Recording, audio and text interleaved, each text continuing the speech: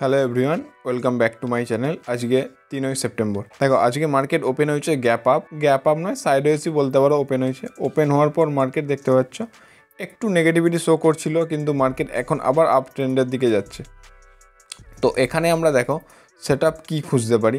এখানে মার্কেট কালকে দেখতে পাচ্ছ কন্টিনিউ এইখান থেকেই সাপোর্ট নিয়েছে। আমি যদি লাইনটা ড্র করি একবার, এইখান থেকে মার্কেট সাপোর্ট নিয়েছে, আর একটা ট্রেন্ড লাইন এসেছিলো মার্কেটে এইভাবে। তো মার্কেট এই যে সাপোর্ট আর ট্রেন্ড লাইন, এই জায়গা থেকেই কিন্তু সাপোর্ট নিয়ে ওপরের দিকে যাচ্ছে মার্কেট, তোমরা দেখতে পাচ্ছ। এবার মার্কেটে আমরা তো এখানেই আপসাইডের দিকে বাই করতে পারবো না, আপসাইডেও আবার একটা রেজিস্ট্যান্স আছে, যেটা হচ্ছে এইটা। এই রেজিস্ট্যান্সের ওপরে গেলে আমরা বাইয়ের একটা পজিশান বানাতে পারি, আর এই সাপোর্টের নিচে আসলে আমরা একটা সেলিং সাইডের দিকে পজিশান বানাতে পারি।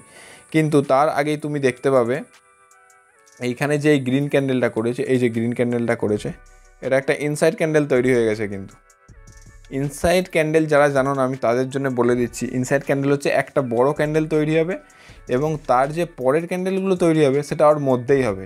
ওটার হাইও ব্রেক করতে পারবে না, আর লো ব্রেক করতে পারবে না। এটা সেই রকমই তৈরি হয়েছে। পরের যে 2-3টে ক্যান্ডেল দেখতে পাচ্ছ, তার হাই লো ব্রেক করতে পারেনি।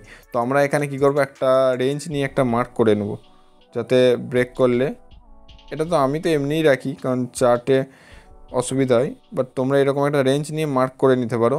150 পয়েন্টের রেঞ্জ এই যে দেখতে পাচ্ছ এইভাবে। তো এইখানে আমরা একটা স্ক্যাল্পিং ট্রেড করতে পারি, স্ক্যাল্পিংই করতে পারি, কারণ এখানে আপসাইডের দিকে রেজিস্ট্যান্স আর নিচের দিকে সাপোর্ট কিন্তু স্ট্রং আছে, এটা ভেবে চিনতে।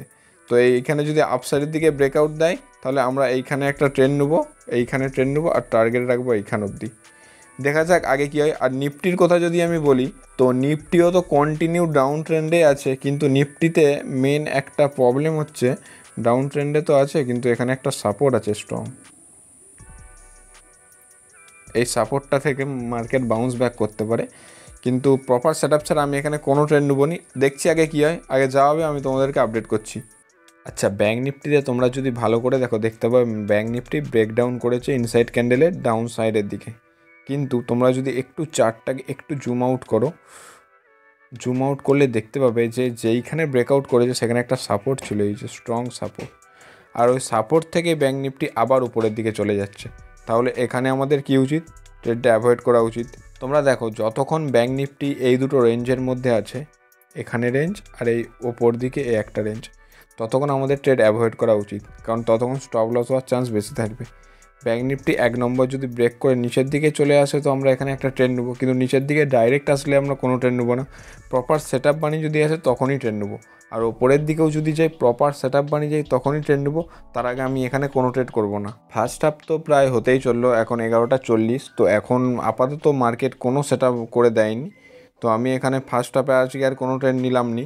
তো সেকেন্ড হাফে আমি মার্কেটকে দেখবো যদি কোনো ট্রেন্ড দেয়। কিন্তু মার্কেট ব্যাঙ্ক নিফটি একটা এখানে একটা চ্যানেল টাইপের স্ট্রাকচার বানিয়েছে মনে হচ্ছে আমার। এখান থেকে যদি চ্যানেলটা নিয়ে ড্র করি 1 মিনিট,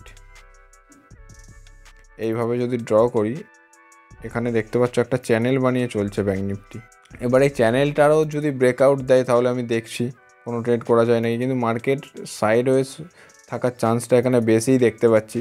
আর অপশান বাইংয়ের ক্ষেত্রে সাইডওয়েজ মার্কেটে ট্রেড না করাই ভালো, কেননা অপশান বাইংয়ের ক্ষেত্রে সাইডওয়েজ মার্কেট তুমি যদি ট্রেড করো, তাহলে প্রিমিয়াম ডিকে হয়ে যাবে আর তোমার লস এমনিতেই হবে। তো তোমরা দেখতে পাচ্ছ ব্যাঙ্ক নিফটিতে আমি যেই চ্যানেলটা এখানে ড্র করেছিলাম, সেই চ্যানেলের আপসাইডে মার্কেট এখানে ব্রেকআউট দিয়েছে, এখানে দেখতে পাচ্ছ পরিষ্কার। তো আমি বলেছিলাম যে আপসাইডে ব্রেকআউট দিলে আপসাইডে ট্রেন্ড নেবো, আর ডাউন সাইডে দিলে ডাউন সাইডে। দেখো এখানে যেহেতু আপসাইডে দিয়েছে, তো আমি এখানে একটা স্ক্যাল্পিং ট্রেড করব সিম্পল। আমি এখানে একটা লং পজিশন নিয়ে এই ব্রেকআউটে একটা ট্রেড নিয়ে নিচ্ছি। আমি ট্রেডটা নিয়েছি অলরেডি, তোমাদেরকে এখানে দেখানোর জন্যে দেখাচ্ছি জাস্ট। স্টপ লস রাখবো এই যে পরের ক্যান্ডেলের এখান অবধি, পরের ক্যান্ডেলের ওপেনের রাখবো, আর টার্গেট রাখবো রেজিস্ট্যান্স মানে ডে হাই, এখান অবধি টার্গেট তো আসা উচিত। দেখা যাক আগে কী হয়, আগে যা হবে আমি তোমাদেরকে আপডেট করছি। আর কত প্রফিট আর কত লস হলো সেটাও আমি তোমাদেরকে এখানে দেখাবো। যদি এটাই স্টপ লস হিট হয়ে যায়, তাহলে আজকে আমি আর কোনো ট্রেড নেবো না এখানে, কেননা এমনিতেই দেখতে পাচ্ছ মার্কেট এখানে সাইডওয়েজ হয়ে আছে। সেই জন্য আজকেই একটাই ট্রেড থাকবে, যদি স্টপ লস হিট হয় স্টপ লস হিট হবে, আর যদি আমার এটাতে টার্গেট হিট হয়, তাহলে তোমাদেরকে আমি কত প্রফিট হলো সেটাও দেখাবো। আমি ব্যাঙ্ক নিফটি যেটা বাই করেছিলাম, ওটাতে এখন লস চলছে 800 টাকা সামথিং, 800-900 টাকা লস চলছে, কিন্তু এত কম লস আমি নেবো না। যদি লস হয়, এটাতে আমি 10টা লট নিয়েছি, তো প্রায় 5-6 হাজার টাকার মতো লস নেবো, আর প্রফিট নিলে ওই 5-6 হাজার টাকারই মতো আমি প্রফিট নেবো। 1:1 আমি রেখেছি, কেননা স্ক্রিনে যে চার্টে দেখতে মনে হচ্ছে 1:2 টার্গেট রাখা আছে, কিন্তু অ্যাকচুয়ালি এখানে প্রফিট হবে 1:1ই হবে, কেননা প্রিমিয়াম ডিকে আমাদেরকে বেশি লস একটু দিবে। প্রিমিয়াম ডিকে হবে, প্রফিট হলেও আমাদেরকে লস দেখাবে একটু হলেও, ঠিক আছে। সেই জন্য 1:1 এখানে নেবো, 5,000 লস 5,000 প্রফিট। আগে দেখা যাক কী হয়। তো তোমরা দেখতে পাচ্ছ মার্কেট এখানে আমাদের স্টপ লস হিট করে দিয়েছে। আমি এখানে আমার ট্রেড থেকে এক্সিট হয়ে গেছি। কত প্রফিট আর কত লস হলো আমি তোমাদেরকে এখানে স্ক্রিনশটটা দিয়ে দেবো। সামথিং 4,000 টাকার মতো লস হয়েছে।